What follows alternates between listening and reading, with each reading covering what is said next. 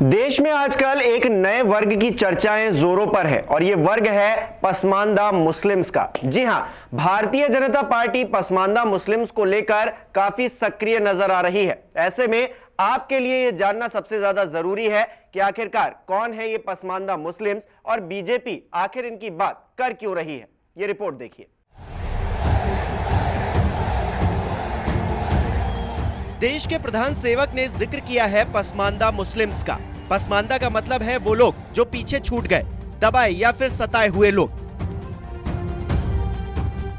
माना जा रहा है कि बीजेपी नए सियासी विस्तार की कोशिश में है। लंबे पॉलिटिकल प्लान की कवायद के तहत बीजेपी अब नए वोट बैंक भी ढूंढ रही है और ये नया वोट बैंक है पसमानदा मुसलमानों का। जी हां, दरअसल 2 और 3 जुलाई को हैदराबाद में बीजेपी की राष्ट्रीय कार्यकारिणी की बैठक हुई थी, जिसमें पीएम मोदी ने अल्पसंख्यकों के कमजोर और वंचित तबके को बीजेपी के साथ लाने की बात कही।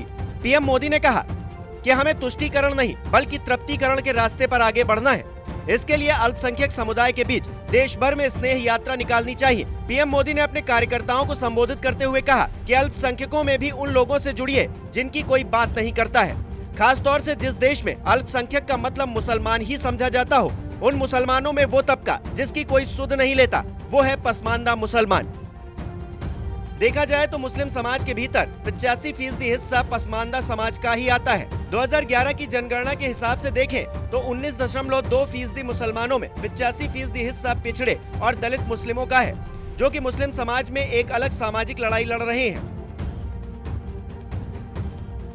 यूपी विधानसभा चुनाव में जो 8% मुस्लिम वोट बीजेपी को मिला था, उसमें पार्टी ये मानकर चल रही है कि इस पसमानदा वर्ग का बड़ा मत रहा। जानकारों का मानना है कि बीजेपी की ये पहल निश्चित तौर पर असर दिखा सकती है, क्योंकि पार्टी वंचित तबके की बात कर रही है। उत्तर प्रदेश में अशराफ मुस्लिमों की आबादी 10% है, जबकि पसमानदा मुस्लिम्स 90% तक है।